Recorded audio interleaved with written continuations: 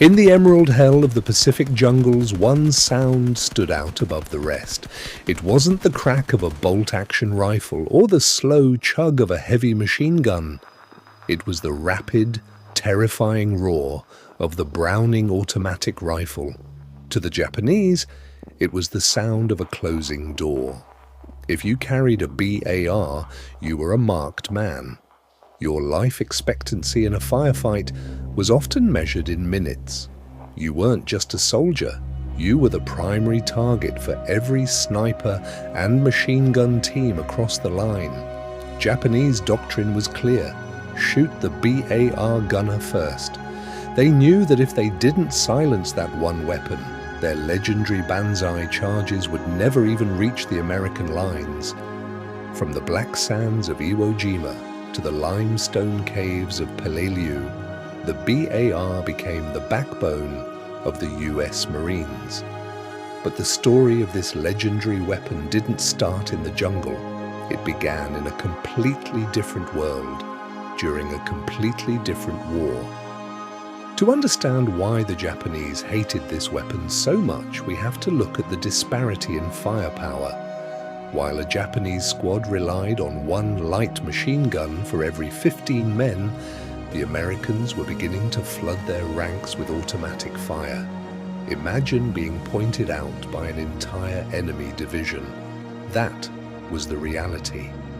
But why was this specific rifle so effective that it forced the Imperial Japanese Army to change their centuries-old tactics? Time was never on the side of the BAR gunner. But to understand the why, we have to go back to 1917, to the muddy trenches of France. World War I was a stalemate of bolt-action rifles and heavy, stationary Maxim guns. If you charged, you died. The infantry needed a way to move and shoot at the same time. They called it walking fire. Standard rifles were too slow, only 15 aimed shots per minute. If you stopped to aim, you were a sitting duck for artillery. The world needed a portable machine gun that a single man could carry over the top. The early attempts were disastrous. The French Chauchat was infamous for jamming at the slightest hint of mud. It was a mechanical nightmare that left soldiers defenseless in no man's land. Then came John Moses Browning, the greatest firearms designer in history. He presented a weapon that could fire the full-powered point .30-06 cartridge, yet was small enough to be carried by one man. The BAR was a masterpiece of steel. It fired from an open bolt to prevent overheating and used a gas-operated system that was incredibly reliable compared to anything else on the battlefield. By 1918, American factories were churning them out. The BAR was ready for the Great War, but it arrived just as the guns fell silent. Its true legacy was yet to come. Browning's original vision was walking fire. Soldiers were supposed to fire from the hip while advancing, keeping the enemy's head down. They even designed a special steel cup on the gunner's belt to hold the stock. It was a bizarre tactical choice that would eventually be discarded in the chaos of real combat. Between the wars, the BAR found a new home: the hands of outlaws.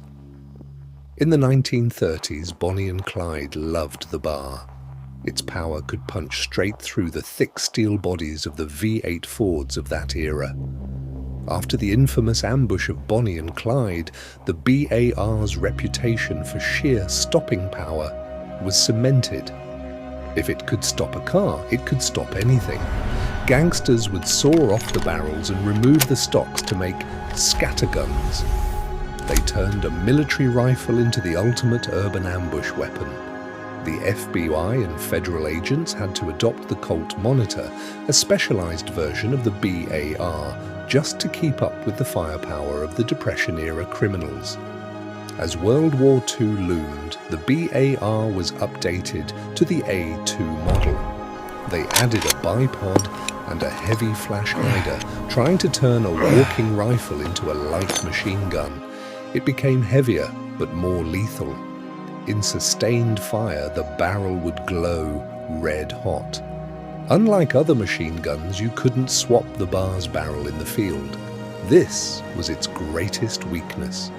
While British soldiers could swap a Bren gun barrel in seconds, the American BAR gunner had to manage his heat carefully or risk ruining his weapon entirely. The Japanese had their own light machine guns like the Type 99. They even had bayonets on them, a strange sight for a machine gun. But they lacked the sheer volume of fire the Americans were about to bring. The BAR was limited by its 20-round magazine. Gunners had to become masters of the fast reload, swapping magazines in seconds under fire. In the jungle, Marines hated the weight. They often threw away the bipods and the flash hiders, stripping the BAR back down to its original, lighter form to regain mobility. The turning point came during the Banzai charges. Hundreds of Japanese soldiers charging with bayonets were met by a wall of .30-06 lead. One BAR could hold a gap that 20 men with bolt-action rifles couldn't. On Iwo Jima, Private Wilson Watson stood on a ridge alone. For 15 minutes, he fired his BAR from the hip, single-handedly pinning down an entire Japanese pillbox complex. He survived and won the Medal of Honor. The cost was high. For every hero like Watson, dozens of BAR gunners were picked off by snipers who knew exactly which man carried the automatic firepower. The BAR gunners bought time with their lives. By 1945, the Japanese had abandoned mass charges. They had learned the hard way that you cannot charge a Browning. The BAR served through Korea and even saw the early days of Vietnam.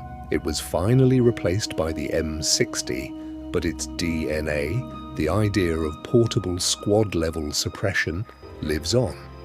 John Browning built a rifle for the trenches, but it ended up defining the Pacific. It was heavy, it was loud, and it was hated by the enemy. But for the American GY, it was the best friend he ever had.